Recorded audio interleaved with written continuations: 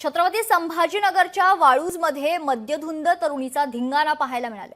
भौडॉड आहे, पोलीस काही करू शकत नाही। मद्यधुंद तरुणीनं उघड धमकीच दिली आहे। वाळूजमधील महावीर चौकातील रात्री 9 वाजता हा प्रकार घडलाय।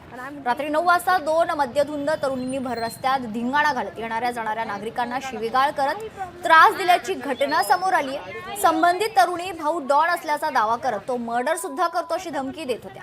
या प्रकारामुळे परिसरात काही काळ भीतीचं वातावरण झालं होतं। नागरिकांनी तातडीनं पोलिसांना माहिती दिल्यानंतर पोलीस घटनास्थळी दाखल झाले आणि त्यांनी पुढील कारवाई सुरू केली आहे।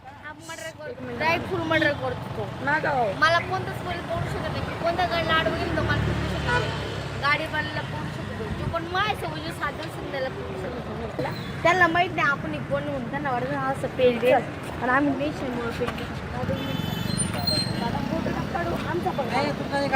काही प्रॉब्लेम नाही। कशाला काढावं आम्ही? लोकशाही मराठी ऐका, पहा, जागरूक रहा।